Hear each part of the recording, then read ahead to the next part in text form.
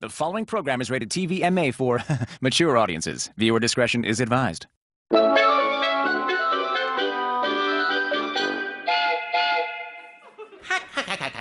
Say, olive oil. Want to have dinner with me tonight? Oh, Popeye! There's nothing I'd love more. I don't think so, you runt. Come here. Oh, no! Popeye, help! This looks like a job for me, spinach. What's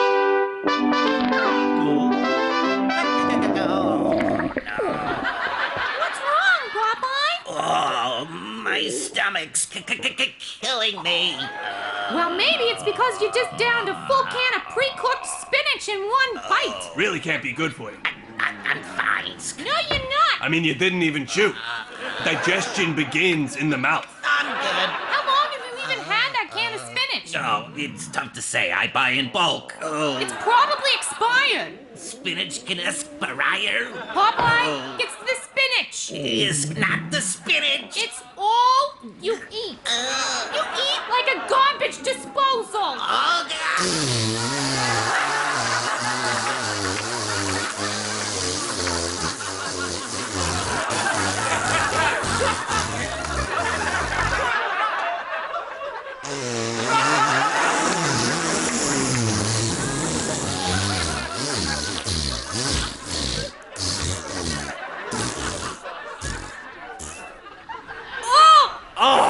Oh, it's absorbing into my beard.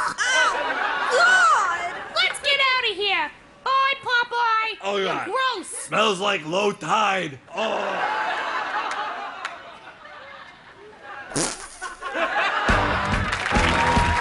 It's the Pete Holmes Show!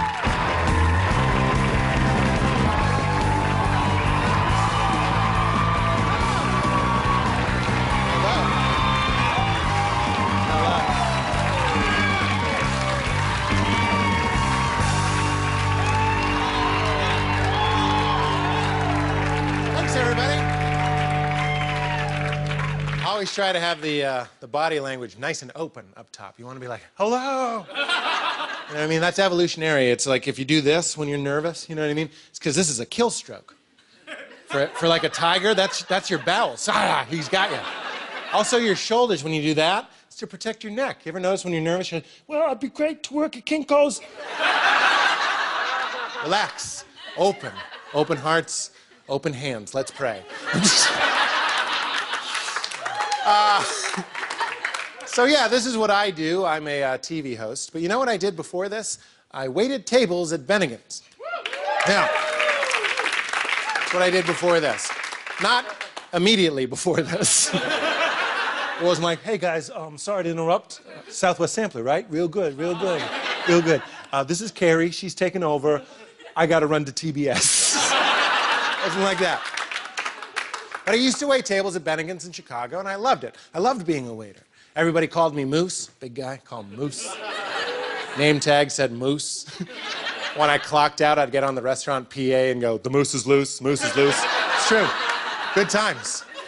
And you know what else I loved about being a waiter maybe the most was the tips. Not just the money, but like working for tips. I love working for it. Because being a waiter, it's kind of like the American dream.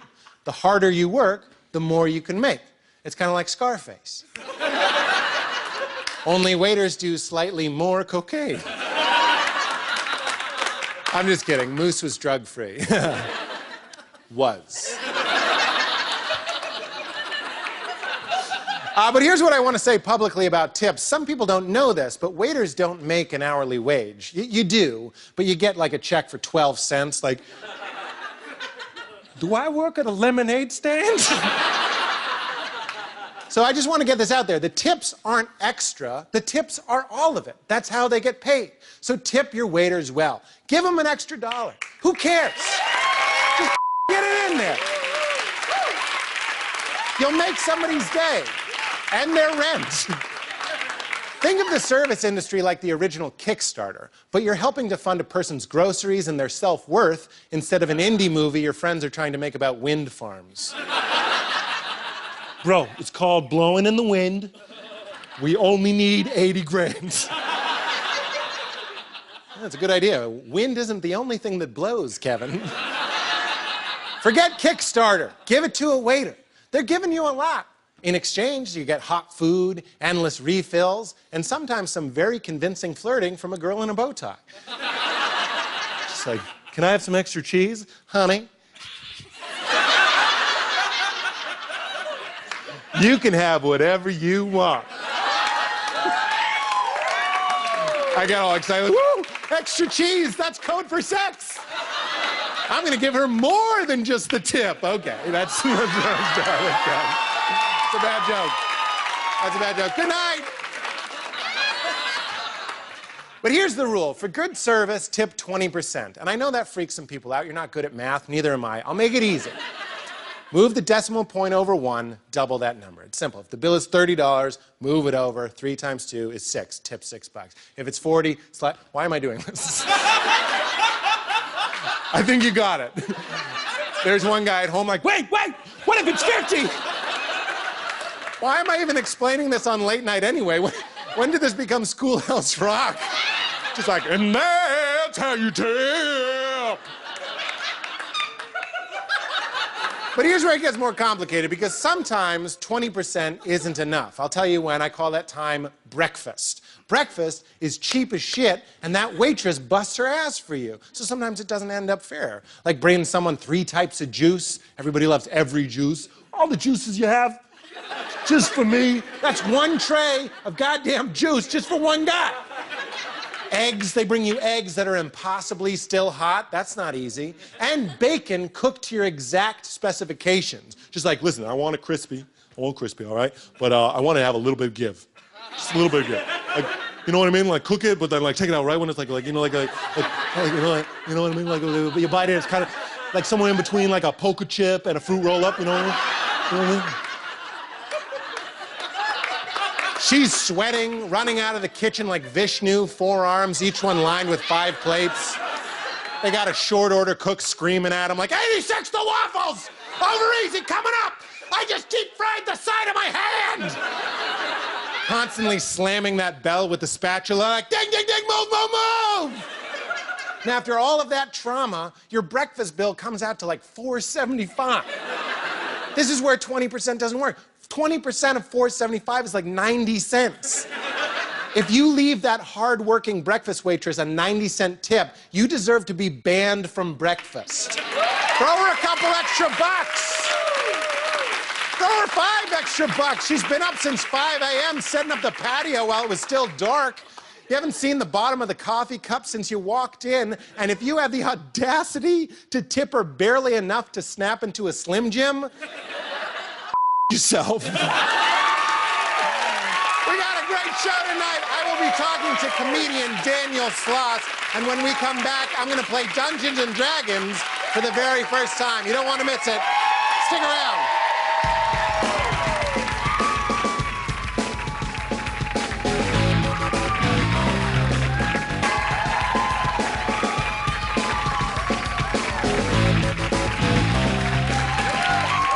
Welcome back, everybody. So I am into a lot of nerdy stuff, but I've never played Dungeons and Dragons, the holy grail of nerd culture, before in my life. So I got together with some of my friends to play D&D for the very first time. Check it out. This is great, guys. I'm so excited to play Dungeons and Dragons for the first time. Excellent. So in this game, you can do anything you want. You have complete free will, okay? I love it. Open-ended. Okay, let's set the scene. Xanadon, Elric, Thaddeus. You enter an old tavern in the town of Beldain. You see a table near the fireplace at the far wall, and seated beside it is a wizard holding an orb, and he's speaking strange incantations into it. What would you like to do? Okay, I enter the tavern. Yes. I get a table. On the opposite end of the room is the wizard. Far away from him. I would like to be as far away from the wizard as possible. Okay, because there are tables near him that are completely open. I don't want to talk to old weird men talking to orbs. No, Okay, look, the wizard appears before your table and sits down with the 3 of you. Okay, that's weird, because for all he knows, we're waiting for a 4th. He's a little offended, but then he says, listen to the tale of the ogre of Kargal. He's coming on a little strong. So I stand He up. says, where are you going? I say, none of your business. The wizard says, stop it. Stop doing that. You said I could do anything, but this is an open-ended game.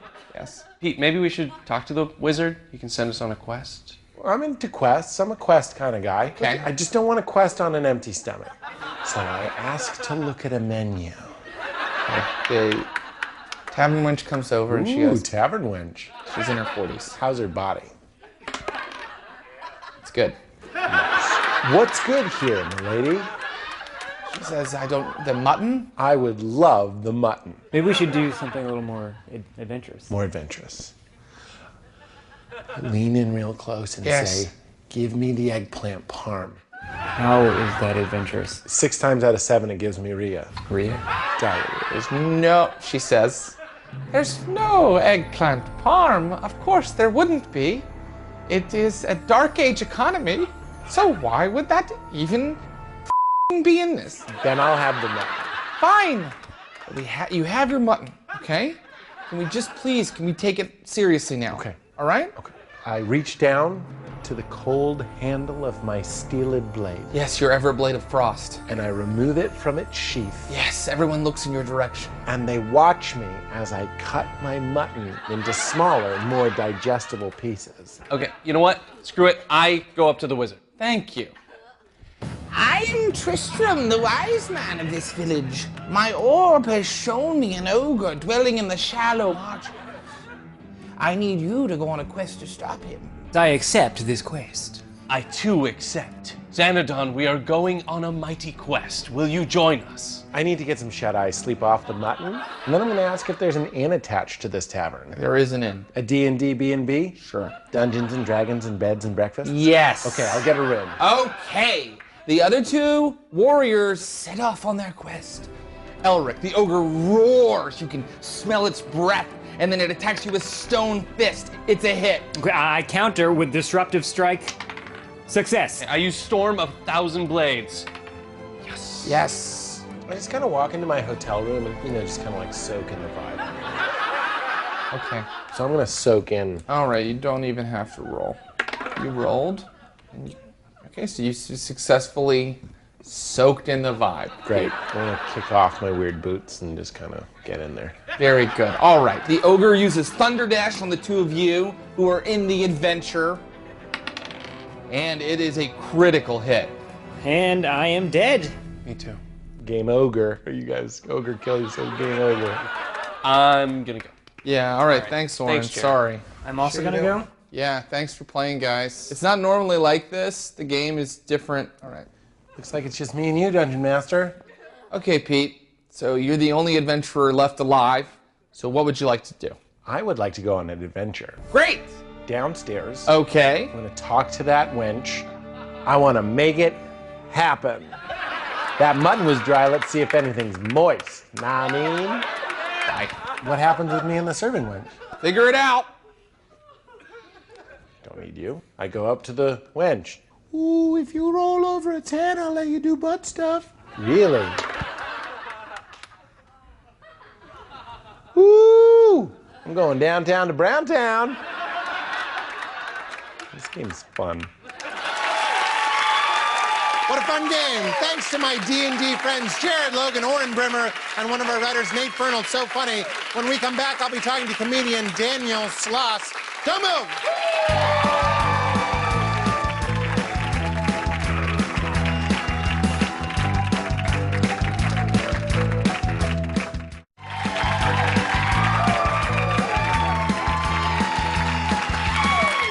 Welcome back, everybody. So I recently sat down and talked with Scottish comedian Daniel Sloss. He's so funny. He's only 23. He just made his American TV debut on Conan earlier this very year, and he told me one of the craziest stories I've ever heard in my life. Take a look. I'm super excited to be sitting here with Daniel Sloss, a hilarious comedian, Scotsman. Mm-hmm. Is Scot derogatory? No. A Scot. Mm-hmm. F Scott. It's true. Sloss doesn't sound good. It sounds like a side. Like a what? Yeah, A side like a of... side dish. I'll have the turkey burger. Do you have Sloss? We got some. Is it vinegar or is it mayonnaise? Well, we can choose. We make it fresh in the back. Nobody likes 2-day-old Sloss. It's not great. You're a young man. How old are you? I'm 23. And you've been doing comedy 6.5 years. That's a long time. Yeah. So your parents encouraged you to go into comedy? Oh, yeah. Dad's a huge comedy fan. Since I was very young, I watched stand-up with him since I was like 5 or 6. And what do they do? My mum she's got a PhD in microbiology, so it's like greenhouse emissions. And, wow. And my dad is a computer programmer who's currently working on 3D underwater sonar. So they're both geniuses. Geniuses. This is what happened when you combine their sperm. No, that's not how pregnancy works, is it? No. Your mother's sperm and my dad's sperm. No. When the two sperms combine, they make a child so stupid. He thinks both people have sperm. No, it's the sperm and the egg. The egg. Yeah. Ovum. Ovum? A bit of an ovum in it. Well, I didn't know. For years and years, I thought the sperm was the baby and the egg was just the house. I was just gonna say, it's his house. Yeah, because he just goes in there and the egg keeps it safe. Yeah. And then it grows into a baby. I actually think that informs how we view men and women. It's such a male perspective. It's like the sperm is the dude, and the leg keeps the dude safe. She looks after him like his mama. Nurture it, and then the dude grows and comes out of the woman and smashes that puss. Can you teach me a good Scottish? Gooch, but I think that's... Gooch? Gooch. Gooch? Gooch? You don't have that here? We have designer bags. Canal Street, you can get a fake gooch. Gooch is the bit between your balls and your anus. We call that the taint. Oh, the taint. Building bridges between our divisions. We call that the taint or the notcha, because it's not your penis, not your anus. And that's now what I'm calling it. That's amazing. The notcha. What about intercourse? You having intercourse? I have had sex with over 1 woman. So that's... I'm going to call that double digits because I do... Because I got 2 in. Double digits. Double digits. They call them digits. For years and years and years, like all my comedian friends always had sort of like great sex stories, like as comedians do.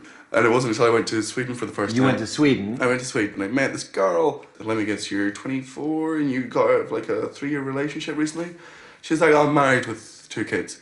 And I was like, oh, well, okay, well that's just then the game over sign came down. Yeah. But I'm not an asshole. I'll play after the credits and stuff. I wasn't going to stop talking to her because she wasn't going to have sex with me. Like the DMV?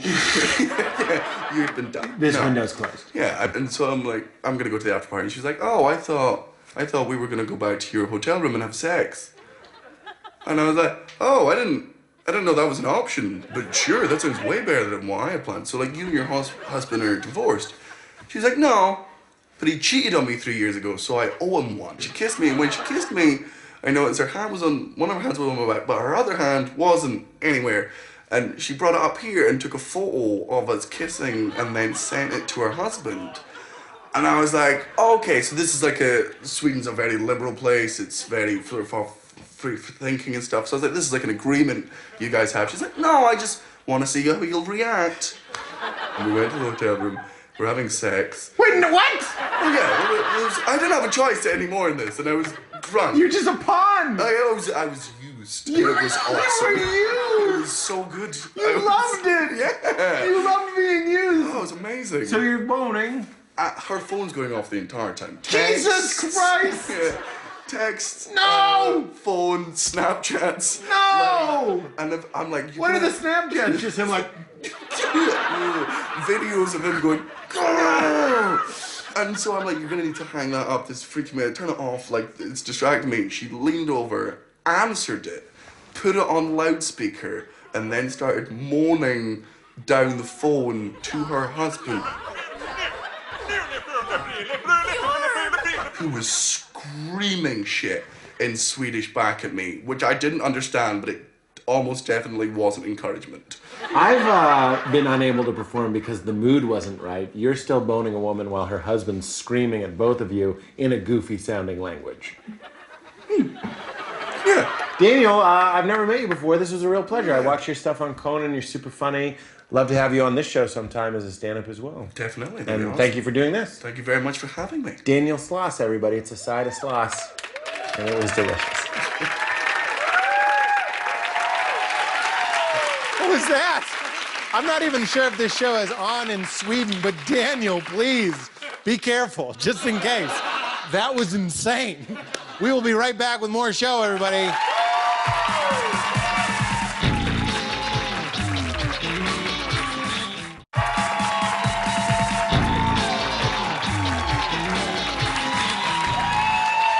That's our show, everybody. Thank you, Daniel Sloss, and we will see you next time. Good night.